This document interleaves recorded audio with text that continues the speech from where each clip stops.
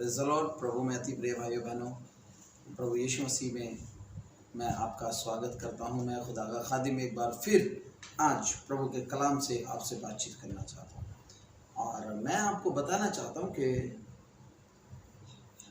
मान लेना मतलब परमेश्वर के सामने अपनी बातों को मान लेना या परमेश्वर को अपने जीवन में अपना मुक्तिदाता करके ग्रहण कर लेना, जो हमारे जीवन के लिए एक आशीष का कारण बन जाता है ना।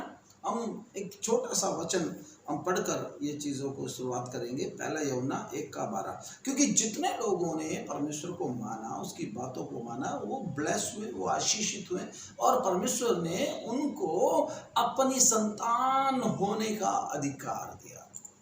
परंतु जितनों ने उसे ग्रहण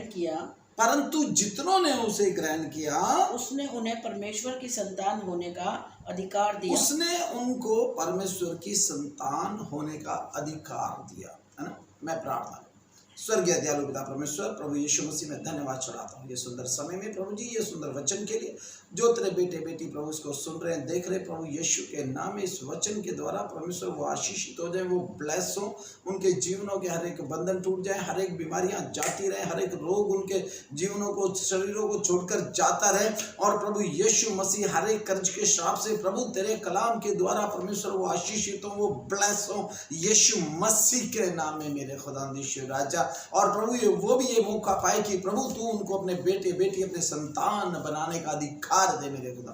धन्यवाद पिता तेरा अनुग्रह के लिए, यीशु के नाम से मांगता हूं, आमीन आमीन, हालेलुया। सो मेरे प्रियो, हम यहाँ पर देखते हैं कि जितनों ने प्रभु यीशु मसीह को मान लिया उसने उनको अपनी संतान होने का अधिकार दे दिया, है ना।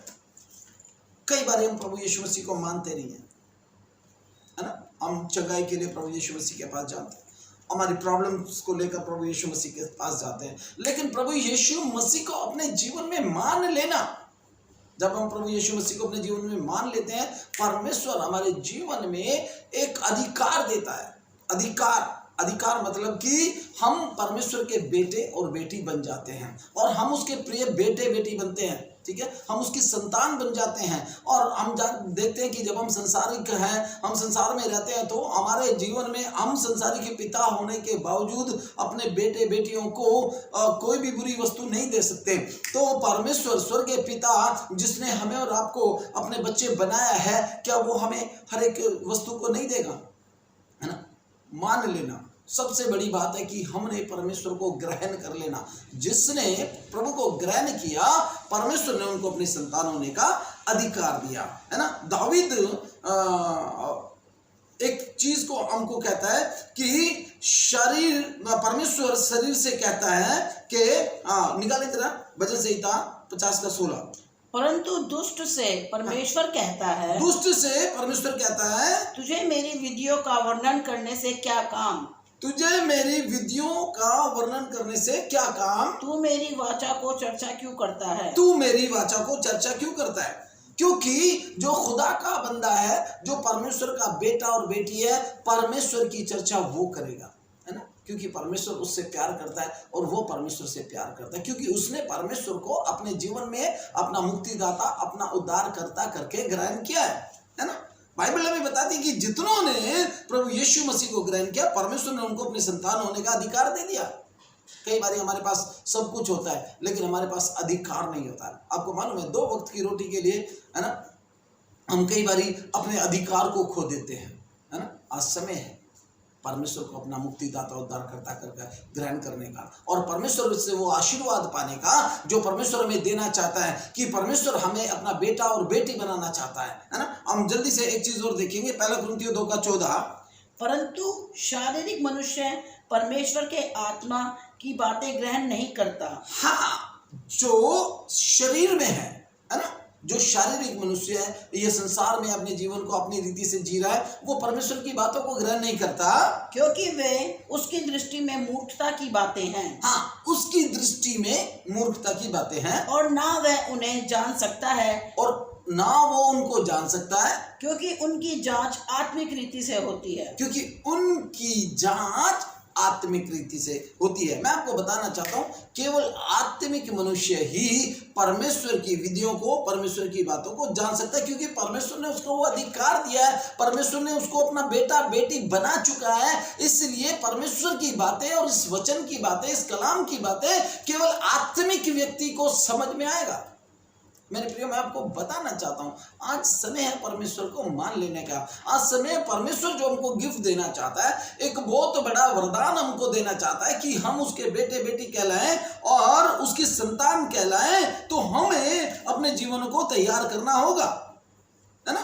प्रेरित पौलुस कहता है कि शारीरिक मनुष्य है ना, वो शरीर में जी रहा है, आत्मा में नहीं जी रहा। लेकिन मैं आपको इंकरेज करना चाहता हूं, आपको उत्साहित करना चाहता हूं कि मैं और आप शारीरिक नहीं है, हम आत्मिक हैं। हम परमेश्वर की आत्मा में जीवन बिताने वाले लोग हैं, हम प्रभु की आत्मा में जीवित रहने वाले लोग हैं। इसलिए हमने परमेश्वर को अपना मुक्तिदाता, उद्धारकर्ता करके ग्रहण किया है। लेकिन आज संसार ऐसा नहीं कर रहा है। आज भी बहुत से लोग शारीरिक रीति से अपने जीवन को बिता रहे हैं।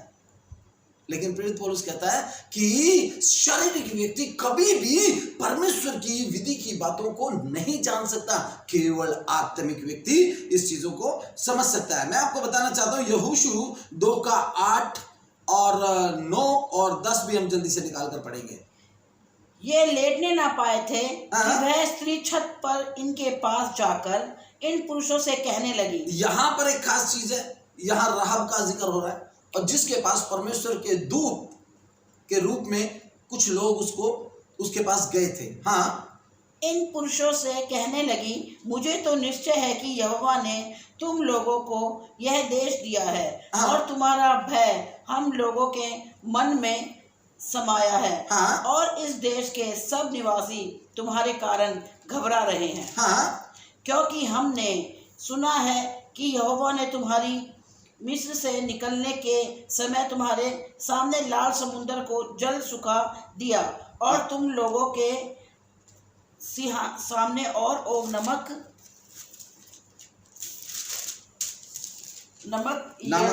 हाँ, यरदन पार रहने वाले अमीरियों के दोनों राजाओं का सत्यानाश कर डाला है। हाँ, यहाँ पर यरियों का भेद लेने के लिए और ये परमेश्वर के दूत के रूप में ये लोग गए थे।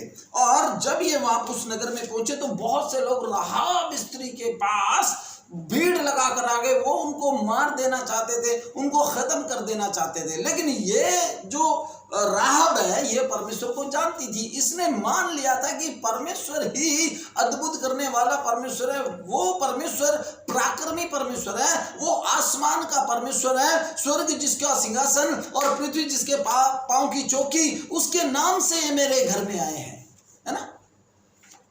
वो कहता है कि, दोबारा पढ़ेंगे, वे लेटने भी ना पाए कि वह स्त्री छत पर उनके पास जाकर इन पुरुषों से कहने लगी, मुझे तो निश्चय है कि, मतलब मैंने मान लिया है कि परमेश्वर ने तुम लोगों को यह देश दिया है। क्योंकि परमेश्वर ने एक वाचा अपने बच्चों, अपने संतान के साथ बांधी। परमेश्वर ने अब्राहम के साथ बोली कि जिस देश में तू कदम रखेगा वो देश में तुझको दे दूंगा। उसने इस्साक को बोला, जिस देश में तू जाएगा उसमें खेती कर, कमा और बीज बो और फसलों को काट। तो परमेश्वर, जब हम परमेश्वर को मान लेते हैं तो परमेश्वर पूरा देश हमारे हाथों में कर देता है। सही समय पर मान लेना, इसका मतलब सही समय पर परमेश्वर को ग्रहण कर लेना और परमेश्वर से वो वरदान प्राप्त करना कि हम परमेश्वर की संतान हैं। इसी का हम जो 6:17 भी पढ़ेंगे। और नगर और जो कुछ उसमें है यहोवा के लिए अर्पण की वस्तु ठहरेगी। हाँ। केवल राहाब वैश्या और जितने उसके घर में हो वे जीवित छोड़े जाएंगे, क्योंकि उसने हमारे भेजे हुए दूतों को छिपा रखा है। यहाँ पर साफ साफ दिखाया जा रहा है कि परमेश्वर उस नगर को नाश करने पर था। क्योंकि ये राहाब स्त्री एक वेश्या बेशक थी, लेकिन ये परमेश्वर को जानती थी और ये मान चुकी थी कि यीशु मसीह आसमान का खुदा है, वो परमेश्वर है, वो महापराक्रमी है, वो उद्धार करना जानता, वो नष्ट करना जानता, वो मृत्यु के ऊपर विजय प्राप्त किया हुआ परमेश्वर है। ये इस बात को मान चुकी थी, तो इसलिए वो परमेश्वर की बेटी बन चुकी थी। तब परमेश्वर ने क्या किया, यहां पर केवल राहाब और उसके परिवार को उसके घर में हो वो ही जीवित छोड़े जाएंगे, क्योंकि वह हमारे भेजे हुए दूतों की को छिपा रखा था, है ना। राहाब और उसका परिवार और वो जो परमेश्वर के लोग थे, केवल वो लोग बचे थे, बाकी कोई नहीं बचा था। मैं आपको बताना चाहता हूँ, परमेश्वर हमारा शरण स्थान है, परमेश्वर हमारा बल है, परमेश्वर संकट के समय में हमारा ऊंचा दृढ़ गढ़ है। उस परमेश्वर को जब हम अंगीकार करते हैं, जब उसको मान लेते हैं, तो परमेश्वर एक स्टंप, एक मोहर मेरे और आपके ऊपर वो लगा देता है। शैतान की पावर नहीं है हमको छू जाए, शैतान की कोई ताकत नहीं है जो हमें टच कर जाए, क्योंकि हमारे ऊपर एक स्टैंप, एक ठप्पा प्रभु यीशु मसीह का लग चुका है कि हम परमेश्वर की संतान हैं। जल्दी से हम निकाल कर पढ़ेंगे मत्ती 3:5 और 6। तब यरूशलेम और सारे यहूदियों और यरदन के आसपास के सब स्थानों के लोग उसके पास निकल आए।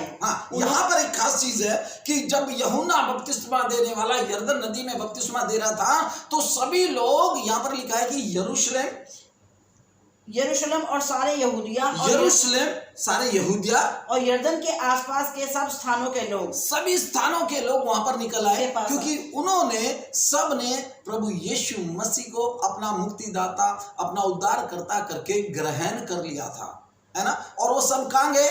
परमेश्वर के भेजे हुए यूहन्ना बपतिस्मा देने वाले के पास, अपने पापों की पश्चाताप का करके यूहन्ना से, यीशु मसीह के नाम से बपतिस्मा लेने के लिए वो चले गए। उन्होंने अपने अपने पापों को मानकर यरदन नदी में उससे बपतिस्मा लिया। किससे बपतिस्मा लिया? यूहन्ना बपतिस्मा देने वाले से उन्होंने अपने बपतिस्मा ले लिया। और जितनों ने बपतिस्मा लिया, जितनों ने यीशु मसीह को माना, जितनों ने अपने पापों को ग्रहण किया, परमेश्वर ने उनको अपनी संतान होने का अधिकार दे दिया। मैं आपको बताना चाहता हूं कि परमेश्वर हमें और आपको अपनी संतान होने का अधिकार दे चुका है। आपको मालूम है, हमें अधिकार मिलना बड़ा मुश्किल है ना। और इसका 6 भी हम पढ़ेंगे, मत्ती 3:5 और 6। यही पढ़ा था, सब 3:5। तब यरूशलेम और सारे यहूदिया और यरदन के आसपास के सब स्थानों के लोग उसके पास निकल आए। उन्होंने अपने अपने पापों को मानकर यरदन नदी में उससे बपतिस्मा लिया। यहाँ पर क्या देखा कि उन्होंने सबने बपतिस्मा लिया, लेकिन कुछ जाति, है ना, सदूकी और फरीसी, जो परमेश्वर का विरोध करते थे। आज भी प्रभु के लोगों का विरोध होता है, आज भी आपका मेरा विरोध होता है। आज भी लोग हमसे बोलते हैं, अरे तुमने तो दूसरा ईश्वर करके मान लिया, तुमने तो दूसरा बाप बना लिया। इस तरीके से लोग आज भी बातें करते हैं। लेकिन मैं आपको बताता हूँ, सदूकी और फरीसी जब परमेश्वर के पास, प्रभु के भेजे हुए दूत के पास पहुंचे, यूहन्ना बपतिस्मा देने वाले के पास पहुंचे, तो उसने क्या कहा? 7 पढ़ेंगे। तब उसने बहुत से फरीसी और सदूकियों को बपतिस्मा के लिए अपने पास आते देखा। तो उसने कहा, हे सांप के बच्चों, तुम्हें किसने जता दिया कि आने वाले क्रोध से भागो? आमीन। वो कहता है कि भाई, हे सांप के बच्चों, तुमको किसने चिता दिया कि तुम आने वाले क्रोध से भागो? क्योंकि परमेश्वर जब आएगा, वो भूसी को गेहूं से अलग करेगा, है ना। मैं आपको बताना चाहता हूं, सही समय पर मान लेना, सही समय पर परमेश्वर को ग्रहण करना और परमेश्वर से वो गिफ्ट ले लेना, परमेश्वर से वो वरदान ले लेना, परमेश्वर से वो अधिकार ले लेना कि जो हमारे को अपना बेटा बेटी बनाने का देता है, ये हमारे जीवन के लिए एक आशीष का कारण है, ये हमारे जीवन के बचाने के लिए एक आशीष का कारण है। मेरे प्रियो, मैं आपको बताना चाहता हूं, बेशक हम कितना भी बड़े बन जाए, बेशक हमारे पास कुछ भी हो, लेकिन हमारे पास एक पोस्ट, एक अधिकार नहीं है तो हम कुछ भी नहीं है। बेशक हम जितना मर्जी दान कर रहे हो, बेशक हम जितने मर्जी ऑफरिंग दे रहे हो, बेशक हम लगातार चर्च जा रहे हो, लेकिन जब तक परमेश्वर की स्टैम्प, परमेश्वर का ठप्पा हमारे जीवन में नहीं है, हमारे ऊपर नहीं है, परमेश्वर का ठप्पा जो ये है कि हम परमेश्वर की संतान है, तब तक हम कुछ नहीं कर सकते। इसलिए अब समय है कि हम परमेश्वर को माने, परमेश्वर को अपना मुक्तिदाता, उद्धारकर्ता करके ग्रहण करें और परमेश्वर की संतान होने का अधिकार हम परमेश्वर से ले लें। क्योंकि मैं आपको बताना चाहता हूँ मेरे प्रियो, आज समय बहुत निकट है, प्रभु यीशु मसीह आने वाला है और अपने बच्चों को वो अपने जीवन में और अपने स्वर्ग राज्य में वो ले जाने वाला है। हमें अपने जीवनों को प्रतिदिन तैयार रखना है और उसके इस अधिकार को अपने जीवन में लागू करना है। यदि हम ऐसा करेंगे, परमेश्वर हम सबको आशीष दे देगा। प्रभु इस वचन के द्वारा आप सबको आशीष दे। सबको जय मसीह। प्रभु आपको आशीष दे। आमीन।